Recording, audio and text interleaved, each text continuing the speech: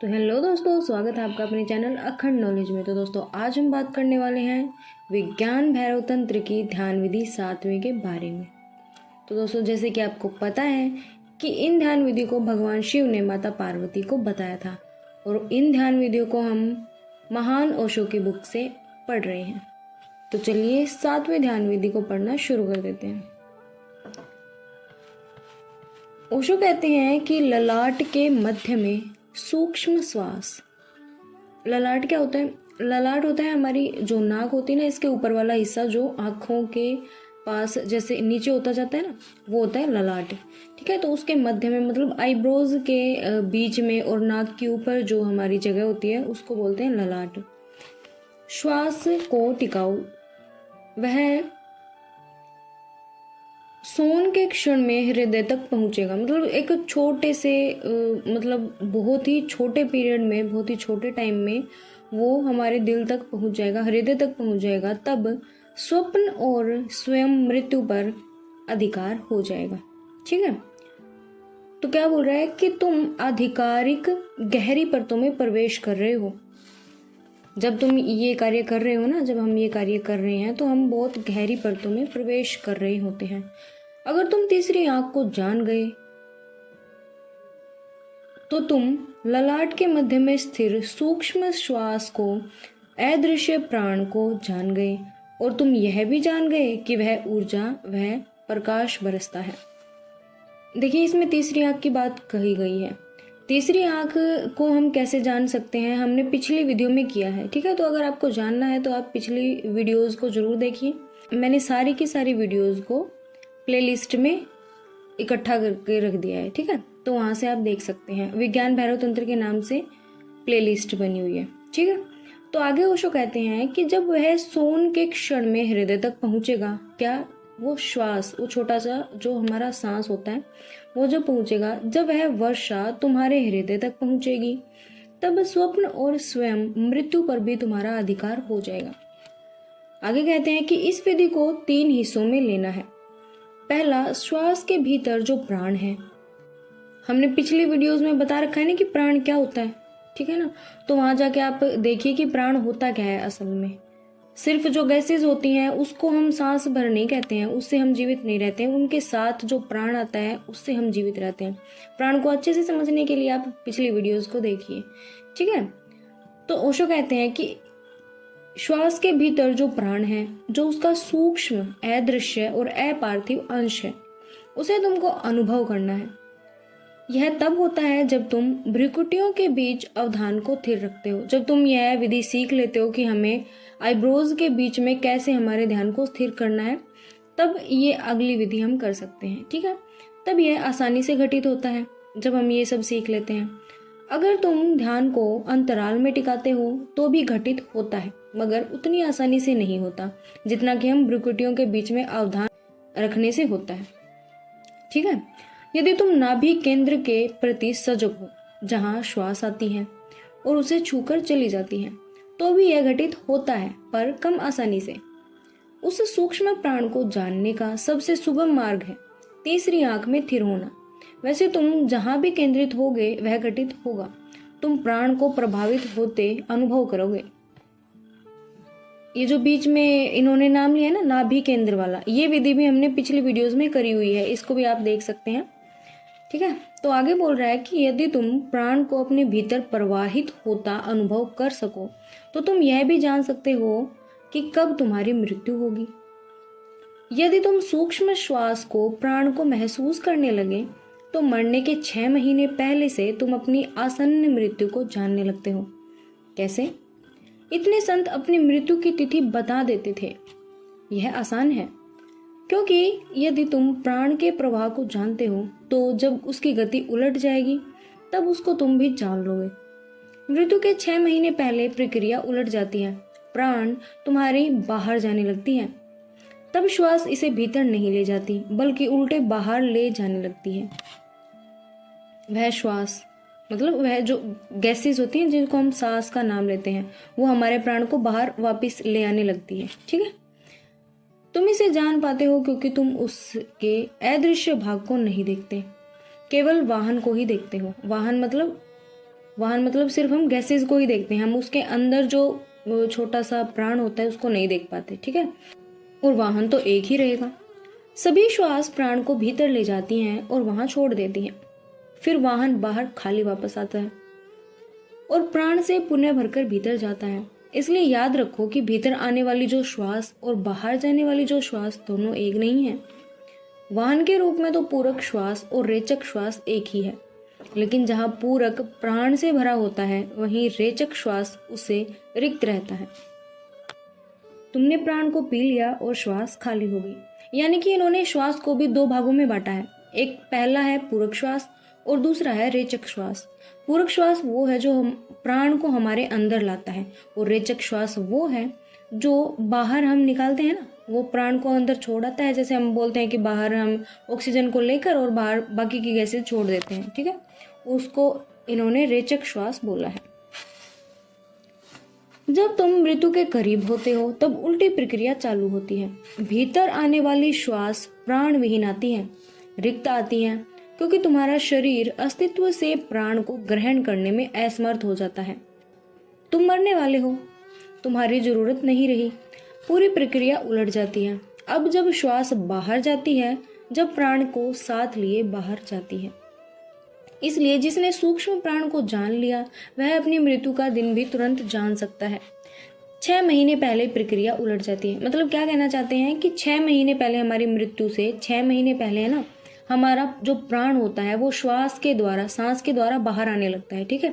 तो मतलब इसका मतलब ये है कि 6 महीने पहले से ही हम मरने लगते हैं, थोड़े थोड़े थोड़े थोड़े, और फिर लास्ट में जाके हमारा पूरा प्राण खत्म हो जाता है, ठीक है, फिर हम मृत हो जाते हैं।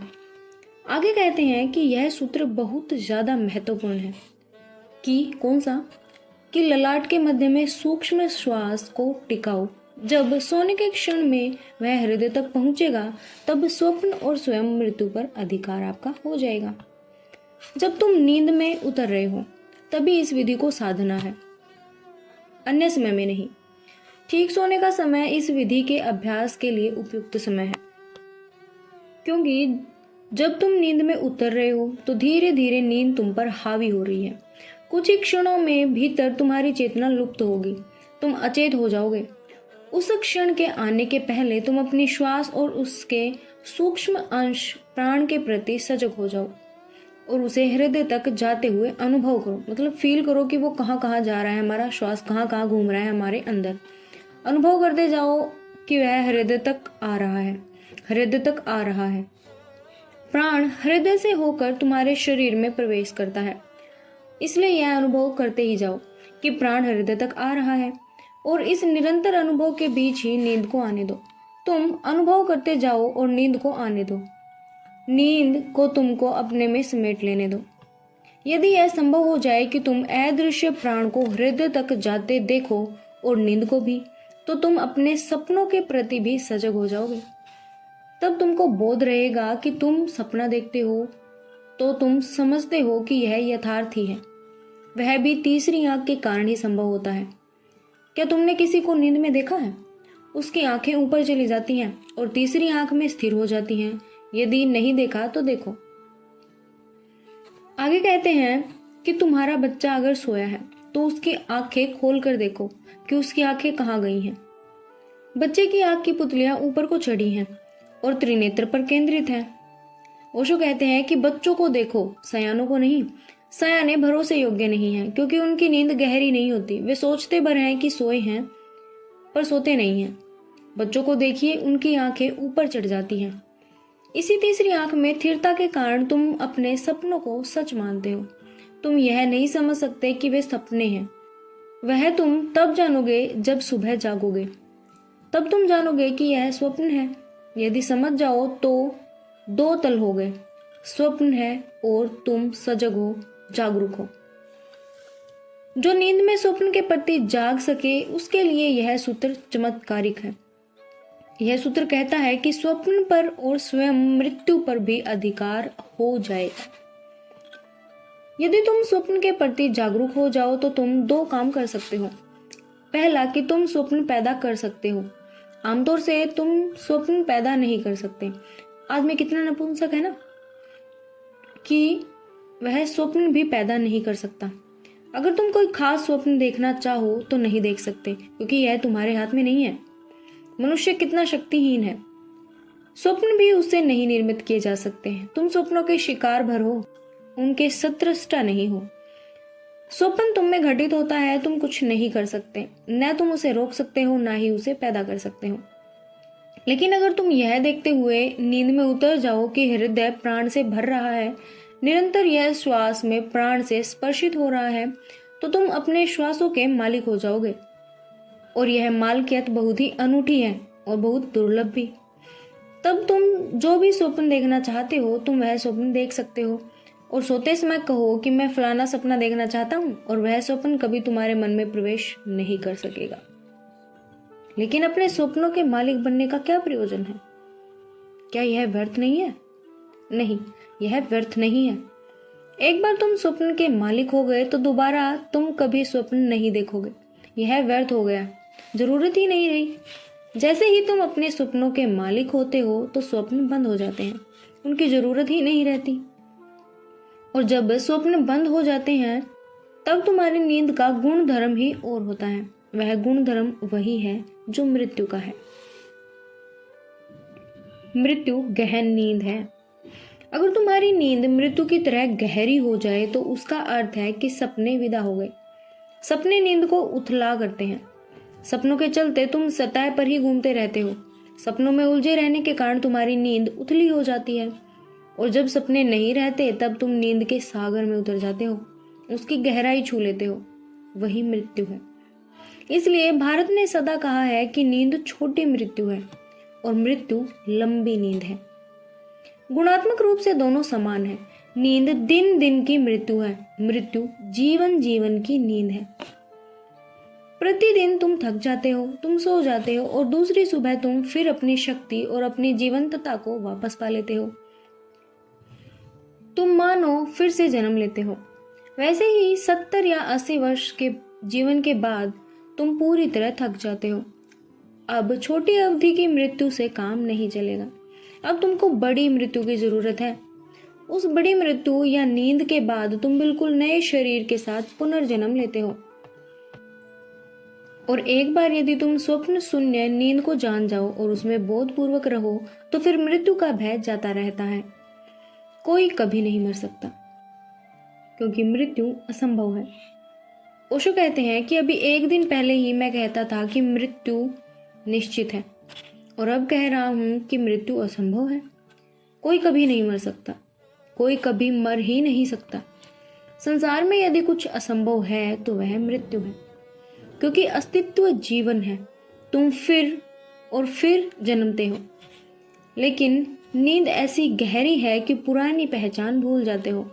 तुम्हारे मन में स्मृतियां पहुंच दी जाती हैं। इसे इस तरह सोचो, मान लो कि आज तुम सोने जा रहे हो और कोई ऐसा यंत्र बन गया, शीघ्र ही बनने वाला है, जो कि जैसे टेप रिकॉर्डर के फीते से आवाज पहुंच दी जाती है, वैसे ही मन से स्मृति को पहुंच डालता है, क्योंकि स्मृति भी एक गहरी रिकॉर्डिंग ही है। देर अबेर हम ऐसा यंत्र निकाल ही लेंगे जो तुम्हारे दिमाग में लगा दिया जाएगा और तुम्हारे दिमाग को पहुंचकर बिल्कुल साफ कर देगा। तो कल सुबह तुम वही आदमी नहीं रहोगे जो सोने गया था, क्योंकि तुमको याद ही नहीं रहेगा कि कौन सोने गया था। तब तुम्हारी नींद मृत्यु जैसी हो जाएगी। एक गैप आ जाएगा, तुमको याद नहीं रहेगा कि कौन सोया था। यदि चीजें स्वाभाविक ढंग से घट रही है, जब तुम मरते हो और फिर जन्म लेते हो तब तुमको याद नहीं रहता कि कौन मरा था। तुम फिर से शुरू करते हो। इस विधि के द्वारा पहले तो तुम अपने सपनों के मालिक हो जाओगे। उसका अर्थ हुआ कि सपने आना बंद हो जाएंगे, या यदि तुम खुद सपने देखना चाहोगे तो सपना देख भी सकते हो, लेकिन तब वह ऐच्छिक सपना होगा, वह अनिवार्य नहीं रहेगा, वह तुम पर लादा नहीं जाएगा, तुम उसके शिकार नहीं रहोगे, और तब तुम्हारी नींद का गुण धर्म ठीक मृत्यु जैसा हो जाएगा। तब तुम जानोगे कि मृत्यु भी नींद है। इसीलिए यह सूत्र कहता है कि स्वप्न और स्वयं मृत्यु पर भी आपका अधिकार हो जाएगा। ओशो कहते हैं कि तब तुम जानोगे कि मृत्यु एक लंबी नींद है और सहयोगी है और सुंदर है, क्योंकि वह तुमको नवजीवन देती है, वह तुमको सब कुछ नया देती है। फिर तो मृत्यु भी समाप्त हो जाती है। स्वप्न के शेष होते ही मृत्यु समाप्त हो जाती है। मृत्यु पर नियंत्रण पाने, अधिकार पाने का दूसरा अर्थ भी है। अगर तुम समझ लो कि मृत्यु नींद है तो तुम उसको दिशा दे सकते हो। अगर तुम अपने सपनों को दिशा दे सकते हो तो मृत्यु को भी दिशा दे सकते हो। तब तुम चुनाव कर सकते हो कि कहाँ पैदा हो, कब पैदा हो, किससे पैदा हो और किस रूप में पैदा हो। तब तुम अपने जीवन के मालिक हो जाते हो। बुद्ध की मृत्यु हुई। मैं उनके अंतिम जन्म के पूर्व के जन्म की चर्चा कर रहा हूँ, जब वे बुद्ध नहीं थे। मरने के पूर्व उन्होंने कहा, मैं अमुक माँ बाप से पैदा होऊंगा, ऐसी मेरी माँ होगी और ऐसे मेरे पिता होंगे, और मेरी माँ मेरे जन्म के बाद ही मर जाएंगी, और जब मैं जन्मूंगा तो मेरी माँ ऐसे ऐसे सपने देखेंगी। न तुमको सिर्फ अपने सपने पर अधिकार होगा, दूसरे के सपनों पर भी अधिकार हो जाएगा। सो बुद्ध ने उदाहरण के तौर पर बताया कि जब मैं माँ के पेट में होऊंगा तब मेरी माँ ये स्वप्न देखेंगी, और जब कोई इस क्रम में इन स्वप्नों को देखे तब तुम समझ जाना कि मैं जन्म लेने वाला हूँ। और ऐसा ही हुआ भी। बुद्ध की माता ने उसी क्रम में सपने देखे थे। वह क्रम सारे भारत को पता था, विशेषकर उनको जो धर्म में, जीवन की गहन चीजों में और उसके गहन पथों में उत्सुक थे, पता ही था। इसीलिए उन स्वप्नों की व्याख्या हुई। स्वप्नों की व्याख्या करने वाला वह आदमी फ्रॉयड नहीं था और न उसकी व्याख्या में गहराई थी। तो बुद्ध के पिता ने स्वप्नों के व्याख्याकारों को उस जमाने में फ्रायडों और जुंगों को तुरंत बुलवाया और उनसे पूछा, इस क्रम का अर्थ क्या है? मुझे डर लगता है, ये सपने अद्भुत हैं और एक ही क्रम से आ रहे हैं। एक ही तरह के सपने बारी बारी से आ रहे हैं, मानो कोई एक ही फिल्म को बार बार देखता हो। क्या हो रहा है मेरे साथ? और व्याख्याकारों ने बताया कि आप एक महान आत्मा के पिता होने जा रहे हैं, वह बुद्ध होने वाला है। लेकिन आपकी पत्नी को संकट है, क्योंकि जब ऐसे बुद्ध जन्म लेते हैं तब माँ का जीना कठिन हो जाता है। बुद्ध के पिता ने कारण पूछा। व्याख्याकारों ने कहा कि हम यह नहीं बता सकते, लेकिन जो आत्मा पैदा होने वाली है उसका ही वक्तव्य है कि उसके जन्म लेने पर उसकी माँ की मृत्यु हो जाएगी।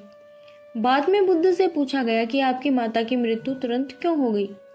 उन्होंने कहा कि एक बुद्ध को जन्म देना इतनी बड़ी घटना होती है कि उसके बाद और सब कुछ व्यर्थ हो जाता है, इसलिए माँ जीवित नहीं रह सकती।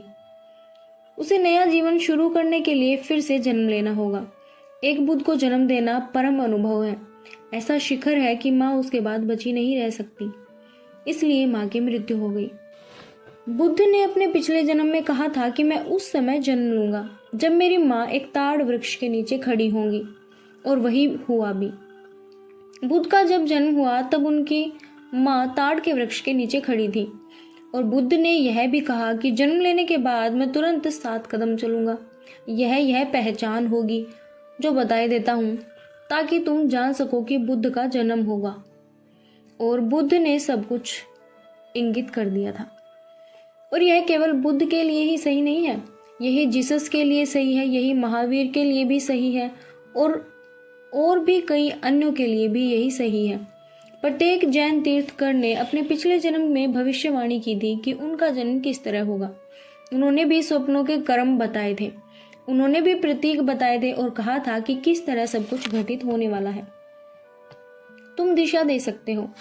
एक बार तुम अपने स्वप्नों को दिशा देने लगते हो तो सब कुछ को दिशा दे सकते हो, क्योंकि यह संसार स्वप्नों का ही बना है और स्वप्नों का ही जीवन बना है। इसलिए जब तुम्हारा अधिकार सपने पर हुआ तब सब कुछ पर ही हो गया। यह सूत्र कहता है कि स्वयं मृत्यु पर भी। तब कोई व्यक्ति अपने को एक विशेष तरह का जन्म भी दे सकता है, विशेष तरह का जीवन भी दे सकता है। ओशो कहते हैं कि हम लोग तो शिकार हैं, हम नहीं जानते कि क्यों जन्मते हैं और क्यों मरते हैं, कौन हमें चलाता है और क्यों चलाता है। कई कारण नहीं दिखाई देते, सब कुछ अराजकता संयोग जैसा लगता है। ऐसा इसलिए है कि हम मालिक नहीं हैं। एक बार मालिक हो जाए तो फिर ऐसा नहीं रहेगा। तो दोस्तों, ये थी आज की 7वीं विधि। आपको कैसी लगी कमेंट करके जरूर बताना। तो हम मिलते हैं नेक्स्ट वीडियो में, तब तक के लिए बाय।